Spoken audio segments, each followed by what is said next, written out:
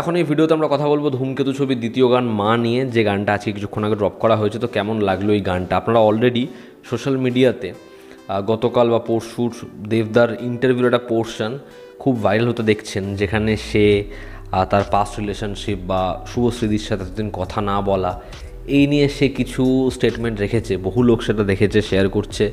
মানে সত্যি আমার সেটা প্রথমবার শুনে মনে হলো যে এতগুলো বছর এই মানুষ দুটো কথাই বলেনি, মানে এতটা বছর আমরা মানে তার সাক্ষী, আমরা এদের কাজ পরপর দেখেছি, তারপর এতটা গ্যাপ এবং ফাইনালি সেই ছবিটা আসছে, এতটা সময় পেরিয়ে গেছে। এবং এরকম কত সম্পর্ক, কত মানুষ আছে ভাবুন, যারা একসময় কত ভালোভাবে কাজ করেছে, ভালোভাবে একটা সম্পর্কে ছিল, কিন্তু তারা আজকে অচেনা।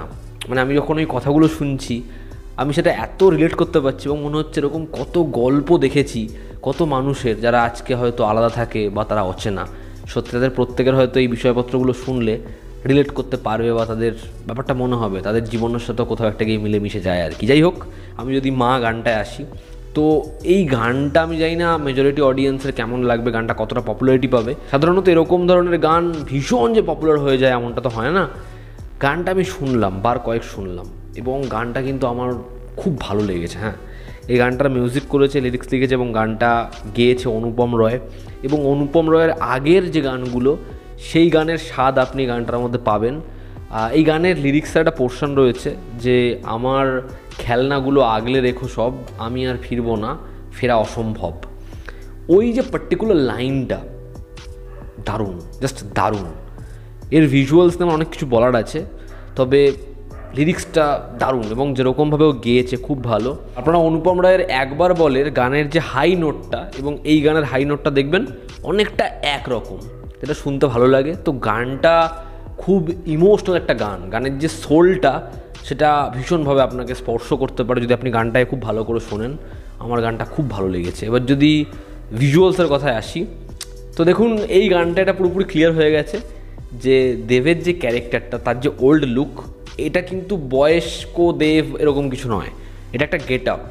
এবং মেবি এই ক্যারেক্টারটা নিয়ে এমন একটা দিক শুরু হয়, যেই চরিত্রটার খোঁজ শুরু হয় এবং মেবি কোনো ফলস অ্যালিগেশন বা কিছু একটা থাকে যেখানে এই চরিত্রটা একটা এরকম ভেষ ধরে।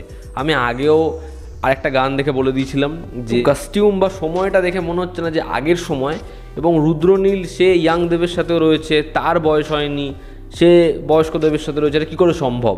তো এটা একটা গেট আপই সে ধরেছে এবং এখানে সেটা পুরোপুরি প্রমিনেন্ট করে দিয়েছে মেকার্স এটা নিয়ে কোনো লুকিয়ে রাখা বা খেলছে এমন কিছু করছে না।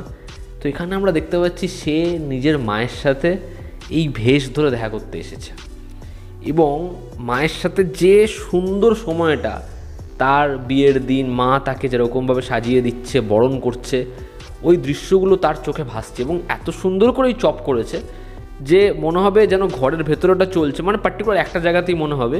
এবং যখন ফিরছে ও মুখটা ঘুরিয়ে নিচ্ছে। তো এই চপিংটা ভীষণ সুন্দর হয়েছে প্রথম ভাগে। তারপরে হচ্ছে একদম শেষ ভাগে যখন মা কাপড়টা তুলতে আসছে এবং ছেলে লুকিয়ে লুকিয়ে দেখছে বা চশমা খুলছে, তার চোখের জল সে ধরে রাখতে পারছে না, বা তার হাত লেগে জানলাটা খুলে যাচ্ছে এবং ওই ধূপধানিটা পড়ে যাচ্ছে। এই প্রত্যেকটা মোমেন্টস না ভীষণ ভালো ওয়ার্ক করছে। এবং আপনি দেবের যদি বডি ল্যাঙ্গুয়েজ দেখেন, সে কিন্তু মানে ওই পার্টিকুলার জায়গাটায় বয়স্কদের মতো মুভ করছে না, লোকের সামনে এরকমভাবে করছে। যখন মাকে দেখতে এসছে ও কিন্তু ইয়াং ছেলেদের মতোই মুভ করছে, লুকাচ্ছে যেরকমভাবে। কিন্তু দেবের ওই যে চশমাটা খোলা বা ইমোশনাল হওয়া, ওই দুটো চোখ, সেটা না পারফর্ম করছে। দেবকে খুব ভালো লাগছে। এবং যেরকম যা মেকআপ করা হচ্ছে তার প্রশংসা তো আমরা করেছি। আর মায়ের সাথে ছোট্ট মোমেন্টগুলো সুন্দর করে সাজিয়ে দিচ্ছে, ছেলে শুয়ে পড়ছে, ওই যে জায়গাগুলো না, সেগুলো খুব মিষ্টি, খুব ভালো। এবং বলতেই হয় অলকানন্দা দেবীর কথা, মানে দারুণ। তার সাথে দেবের কেমিস্ট্রি খুবই ভালো। আমি খুব অবাক হলাম, তার নাম এখানে মেনশন করা নেই, বাট মেনশন করা উচিত। খুব ভালো একজন অ্যাক্ট্রেস এবং তার সাথে দেবের কেমিস্ট্রি, মা ছেলের কেমিস্ট্রি খুব ভালো ওয়ার্ক করছে।